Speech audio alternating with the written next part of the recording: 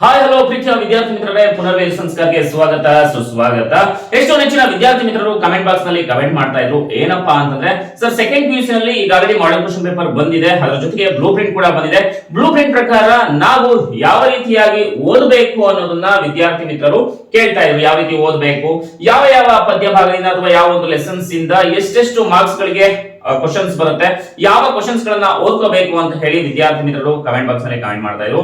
ಖಂಡಿತ ವಿದ್ಯಾರ್ಥಿ ಮಿತ್ರರೇ, ಈ ಒಂದು ವಿಡಿಯೋದಲ್ಲಿ ಬ್ಲೂ ಪ್ರಿಂಟ್ ಪ್ರಕಾರ ನಿಮ್ಮ ಒಂದು ಪಾಠ ಮತ್ತೆ ಪದ್ಯಗಳನ್ನ ಯಾವ ರೀತಿಯಾಗಿ ಓದ್ಕೋಬೇಕು, ಅಂದ್ರೆ 1 ಮಾರ್ಕ್ಸ್ ಓದ್ಕೋಬೇಕಾ, 2 ಮಾರ್ಕ್ಸ್ ಓದ್ಕೋಬೇಕಾ, 3 ಮಾರ್ಕ್ಸ್ ಓದ್ಕೋಬೇಕಾ, 4 ಮಾರ್ಕ್ಸ್ ಓದ್ಕೋಬೇಕಾ, 5 ಮಾರ್ಕ್ಸ್ ಓದ್ಕೋಬೇಕಾ, ಸೊ ಯಾವ ಒಂದು ಪ್ರಶ್ನೆಗಳನ್ನ ಓದ್ಕೋಬೇಕು, ಯಾವ ಒಂದು ಪ್ರಶ್ನೆಗಳನ್ನ ಓದ್ಲೇಬಾರದು, ಇದರ ಎಲ್ಲದರ ಸಂಪೂರ್ಣವಾದಂತಹ ಮಾಹಿತಿಯನ್ನ ಪುನರ್ವಿ ಎಜು ಸಂಸ್ಕಾರ ಚಾನೆಲ್ ನ ಮುಖಾಂತರ ತಿಳಿಸ್ಕೊಡ್ತಾ ಇದ್ದೇನೆ.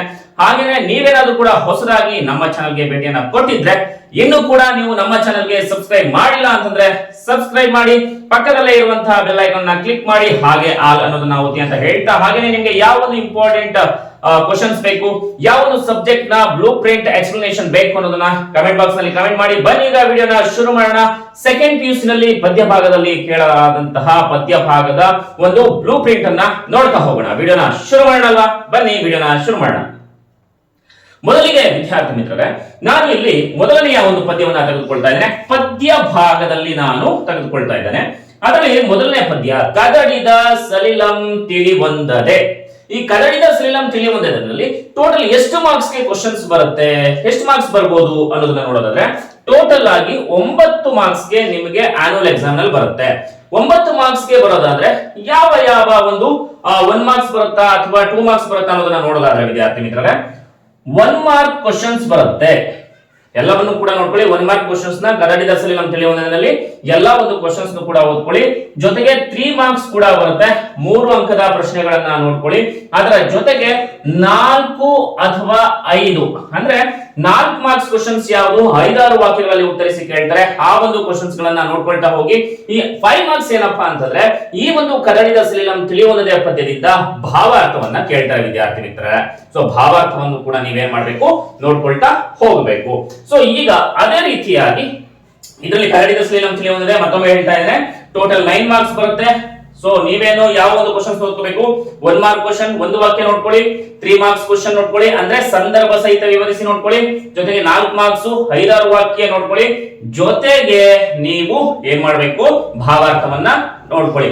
ನಿಮ್ಮ ಒಂದು ಪ್ರೀವಿಯಸ್ ಕ್ವಶನ್ ಪೇಪರ್ಸ್ ಅಲ್ಲಿ ಕದಡಿದ ಸಲಿಲಂ ತಿಳಿಯುವುದಕ್ಕೆ ಸಂಬಂಧಿಸಿದಾಗಿ ಏನೇನ್ ಕ್ವಶನ್ಸ್ ಕೊಟ್ಟಿದ್ದಾರೆ, ಅಂದ್ರೆ ಭಾವಾರ್ಥ ಯಾವ್ಯಾವ ಬಂದಿದೆ ಅನ್ನೋದನ್ನ ನೋಡ್ಕೊಳ್ತಾ ಹೋಗಿ. ನೆಕ್ಸ್ಟ್ ಬರೋಣ ವಚನಗಳು.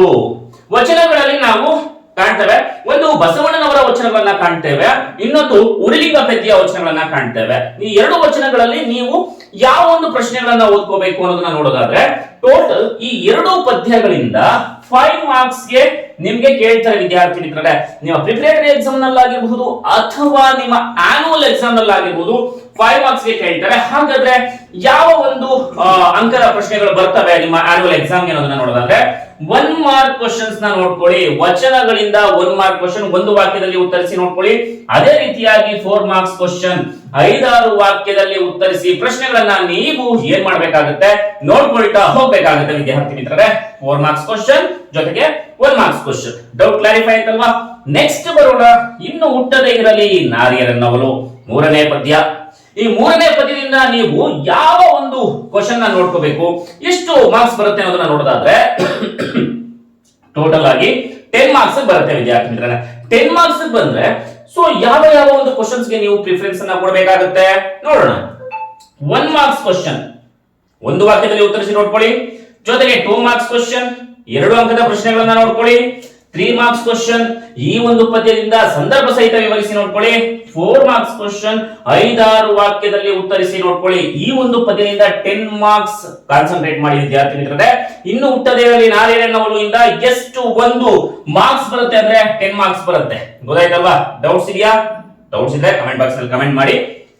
ನೆಕ್ಸ್ಟ್ 4ನೇ ಪದ್ಯ, ಪವಿಯಂ ಬಾಲಕನೆಂಬರೆ. ಈ ಒಂದು ಪದ್ಯದಿಂದ ಟೋಟಲ್ ಆಗಿ 5 ಮಾರ್ಕ್ಸ್ ಕೇಳ್ತಾರೆ. ಎಷ್ಟು ಮಾರ್ಕ್ಸ್ ಕೇಳ್ತಾರೆ? 5 ಮಾರ್ಕ್ಸ್ ಕೇಳ್ತಾರೆ ವಿದ್ಯಾರ್ಥಿ ಮಿತ್ರರೇ. 5 ಮಾರ್ಕ್ಸ್ ಕೇಳಿದ್ರೆ ನೀವು ಇಲ್ಲಿ ಏನ್ ಮಾಡ್ಬೇಕಾಗತ್ತಪ್ಪ ಅಂತಂದ್ರೆ, ಸೊ 1 ಮಾರ್ಕ್ ಕ್ವಶನ್ಸ್ ನ ನೋಡ್ಕೊಳ್ಳಿ, ಜೊತೆಗೆ 4 ಮಾರ್ಕ್ಸ್ ಕ್ವಶನ್ಸ್ ನ ನೋಡ್ಕೊಳ್ಳಿ. ಸರ್ ಏನ್ sir 1 marks question 4 marks question ನೋಡ್ಕೊಳ್ಳಿ ಅಂತ ಹೇಳ್ತಾ ಇದ್ರೆ, ಇನ್ನ 2 ಮಾರ್ಕ್ಸ್ ಕ್ವಶನ್ಸ್ 3 ಮಾರ್ಕ್ಸ್ ಕ್ವಶನ್ಸ್ ನೋಡ್ಕೊಳ್ಳಕ್ಕೆ ಹೋಗ್ಬೇಡಿ. ಯಾಕಂದ್ರೆ ಬ್ಲೂ ಪ್ರಿಂಟ್ ಪ್ರಕಾರನೇ ನೀವೇನ್ ಮಾಡ್ಬೇಕಪ್ಪ ಅಂದ್ರೆ 1 ಮಾರ್ಕ್ಸ್ 4 ಮಾರ್ಕ್ಸ್ 2 ಮಾರ್ಕ್ಸ್ ಇಲ್ಲ 2 ಮಾರ್ಕ್ಸ್ ನೋಡ್ಕೊಳ್ಳಕ್ಕೆ ಹೋಗ್ಬೇಡಿ, ಅದನ್ನ ಬರೋದೇ ಇಲ್ಲ. ಗೊತ್ತಾಯ್ತಲ್ಲ ವಿದ್ಯಾರ್ಥಿ ಮಿತ್ರರೇ. ನೆಕ್ಸ್ಟ್ ನೋಡೋಣ, ಜಾಲಿಯ ಮರದಂತೆ. ಜಾಲಿಯ ಮರದಂತೆನಲ್ಲಿ ನೀವು 3 ಮಾರ್ಕ್ಸ್ ನೋಡ್ಕೊಳ್ಳಿ, ಅಂದ್ರೆ 3 ಮಾರ್ಕ್ಸ್ ಕ್ವಶನ್ಸ್ ಕೇಳ್ತಾರೆ. ಯಾವ್ಯಾವುದು 1 ಮಾರ್ಕ್ಸ್ ನೋಡ್ಕೊಳ್ಳಿ, ಹಾಗೆ 2 ಮಾರ್ಕ್ಸ್ 1 ಅಂಕದ ಪ್ರಶ್ನೆಗಳು ಮತ್ತು 2 ಅಂಕದ ಪ್ರಶ್ನೆಗಳು, ಟೋಟಲ್ ಆಗಿ 3 ಅಂಕದ ಪ್ರಶ್ನೆಗಳು. ಓಕೆ ಸಾರಿ 3 ಅಂಕದ ಪ್ರಶ್ನೆಗಳು ಅಂದ್ರೆ ಟೋಟಲ್ 3 ಮಾರ್ಕ್ಸ್ ಬರುತ್ತೆ. 2 ವಾಕ್ಯ ಮತ್ತೆ 1 ವಾಕ್ಯವನ್ನ ನೋಡ್ಕೊಳ್ಳಿ. ಯಾವ ಒಂದು ಪಯಮಿಂದ? ಜಾಲಿಯ ಮರದಂತೆ. ನೆಕ್ಸ್ಟ್ ಬರೋಣ, ಹಬ್ಬಲಿ ಅವರ ರಸಬಳ್ಳಿ. ಈ ಒಂದು ಪಯಮಿಂದ ಟೋಟಲ್ ಆಗಿ ಎಷ್ಟು ಮಾರ್ಕ್ಸ್ ಕೇಳ್ತಾರೆ? 5 ಮಾರ್ಕ್ಸ್ ಕೇಳ್ತಾರೆ. ಹಾಗಾದ್ರೆ 5 ಮಾರ್ಕ್ಸ್ ಕೇಳಿದ್ರೆ ಯಾವ ಒಂದು ಪ್ರಶ್ನೆಗಳನ್ನ ನೀವು ಓದ್ಕೊಳ್ಬೇಕು ಅಂತಂದ್ರೆ 1 ಅಂಕ ಮತ್ತೆ 4 ಅಂಕಗಳನ್ನ ನೀವು ನೋಡ್ಕೊಳ್ಬೇಕಾಗುತ್ತೆ. 1 ಮಾರ್ಕ್ ಕ್ವಶನ್ ಜೊತೆಗೆ 4 ಮಾರ್ಕ್ಸ್ ಕ್ವಶನ್. 1 ವಾಕ್ಯದಲ್ಲಿ ಉತ್ತರಿಸಿ, 5-6 ವಾಕ್ಯಗಳಲ್ಲಿ ಉತ್ತರಿಸಿ. ಹಬ್ಬಲಿ ಅವರ ರಸಬಳ್ಳಿಯಿಂದ ಬರುತ್ತೆ ವಿದ್ಯಾರ್ಥಿ ಮಿತ್ರರೇ. ನೆಕ್ಸ್ಟ್ ಬೆಳಗು ಜಾವ. ಈ ಬೆಳಗು ಜಾವ ಪದ್ಯದಿಂದ ಟೋಟಲ್ ಆಗಿ ಎಷ್ಟು ಮಾರ್ಕ್ಸ್ ಬರುತ್ತೆ ಅಂತಂದ್ರೆ 4 ಮಾರ್ಕ್ಸ್ ಬರುತ್ತೆ. ಏನು ನೋಡ್ಕೋಬೇಕು ನೀವು? 1 ವಾಕ್ಯವನ್ನ ನೋಡ್ಕೊಳ್ಳಿ, ಹಾಗೇನೆ ಸಂದರ್ಭ ಸಹಿತ ವಿವರಿಸಿ ನೋಡ್ಕೊಳ್ಳಿ. ಇನ್ನೇನು ನೋಡ್ಕೊಳ್ಳೋದಕ್ಕೆ ಹೋಗ್ಲೇಬೇಡಿ ವಿದ್ಯಾರ್ಥಿ ಮಿತ್ರರೇ. ಬೆಳಗು ಜಾವದಿಂದ 1 ವಾಕ್ಯ ಜೊತೆಗೆ ಸಂದರ್ಭ, ಇದಿಷ್ಟನ್ನು ನೋಡ್ಕೊಳ್ಳಿ. ನೆಕ್ಸ್ಟ್ ಮುಂಬೈ ಜಾತಕ. ಮುಂಬೈ ಜಾತಕದಿಂದ ಟೋಟಲ್ ಆಗಿ ಎಷ್ಟು ಮಾರ್ಕ್ಸ್ ಬರುತ್ತೆ? 2 ಮಾರ್ಕ್ಸ್ ಅಷ್ಟೇನೆ ವಿದ್ಯಾರ್ಥಿ ಮಿತ್ರರೇ ಬರೋದು. ಓನ್ಲಿ 2 ಮಾರ್ಕ್ಸ್ ಗೆ ನಿಮ್ಮ ಮುಂಬೈ ಜಾತಕದಿಂದ ಕೇಳ್ತಾರೆ. ಹಾಗಾದ್ರೆ 2 ಮಾರ್ಕ್ಸ್ ಗೆ ನೀವೇನ್ ಮಾಡ್ಬೇಕು? 2 ಅಂಕದ ಪ್ರಶ್ನೆಗಳನ್ನ ಮಾತ್ರ ನೋಡ್ಕೊಳ್ಳಿ. 1 ವಾಕ್ಯ ನೋಡ್ಕೊಳ್ಳಕ್ಕೆ ಹೋಗ್ಬೇಡಿ, ಯಾಕಂದ್ರೆ ಬ್ಲೂ ಪ್ರಿಂಟ್ ಅಲ್ಲಿ ಕೇಳಿದ್ದಾರೆ, ಬ್ಲೂ ಪ್ರಿಂಟ್ ಅಲ್ಲಿ ಅದೇ ರೀತಿಯಾಗಿ ಕೊಟ್ಟಿದ್ದಾರೆ. ಸೊ 2 ಅಂಕದ ಪ್ರಶ್ನೆಗಳನ್ನ ನೋಡ್ಕೊಳ್ಳಿ. ನೆಕ್ಸ್ಟ್ ಬರುವಂತದ್ದು ಶಿಲುಬೆ ಏರಿದ್ದಾನೆ. ಟೋಟಲ್ ಆಗಿ 5 ಅಂಕ ಇದೆ ಶಿಲುಬೆ ಏರಿದ್ದಾನೆನಲ್ಲಿ. ಇದರಲ್ಲಿ 5-6 ವಾಕ್ಯವನ್ನ ನೋಡ್ಕೊಳ್ಳಿ, ಅಥವಾ ಭಾವಾರ್ಥವನ್ನಾದ್ರೂ ಕೂಡ ಕೇಳಬಹುದು. ಶಿಲುಬೆ ಏರಿದ್ದಾನೆ ಅನ್ನುವಂತಹ ಪದ್ಯದಿಂದ 5-6 ವಾಕ್ಯ, ಇಲ್ಲ ಅಂತಂದ್ರೆ ಭಾವಾರ್ಥವನ್ನ ಕೇಳಬಹುದು ವಿದ್ಯಾರ್ಥಿ ಮಿತ್ರರೇ. ಗೊತ್ತಾಯ್ತಲ್ವಾ? ಈಗ ನೆಕ್ಸ್ಟ್ ಹೋಗೋಣ. ನೆಕ್ಸ್ಟ್ ಪೊಯಂಗೆ ಶಿಲುಬೆ ಏರಿದ್ದಾನೆ ಆಯ್ತು. 1 ಹೋ ಹೆಚ್ಚಿಗೆ ಇಡುತ್ತೇನೆ. ಈ ಪೊಯಮಿಂದ ಎಷ್ಟು ಮಾರ್ಕ್ಸ್ ಬರುತ್ತೆ? Only 2 marks. ಎಷ್ಟು? 2 ಅಂಕ ಮಾತ್ರ ಕೇಳ್ತಾರೆ. 2 ಮಾರ್ಕ್ಸ್ ಕ್ವಶನ್ಸ್. ಸೊ ನೀವು ಓದ್ಕೊಳ್ಬೇಕಾಗಿರುವಂತದ್ದು ಕೂಡ 2 ಅಂಕದ ಪ್ರಶ್ನೆಗಳನ್ನು ನೀವು ಕಾನ್ಸಂಟ್ರೇಟ್ ಮಾಡಿ. ಗೊತ್ತಾಯ್ತಲ್ವಾ ವಿದ್ಯಾರ್ಥಿ ಮಿತ್ರರೇ? ನೆಕ್ಸ್ಟ್ ಬರೋದು ಅತಿ ಚಿತ್ತ ಮತ್ತು. ಇದರಲ್ಲಿ ಒಂದೇ ಕ್ವಶನ್ ಕೇಳೋದು. ಯಾವುದು? 1 ಮಾರ್ಕ್ ಕ್ವಶನ್. 1 ಅಂಕ 1 ಮಾರ್ಕ್ ಕ್ವಶನ್ ಅಷ್ಟೇ. ಸೊ ನೆಕ್ಸ್ಟ್ ಒಮ್ಮೆ ನಗುತ್ತೇವೆ.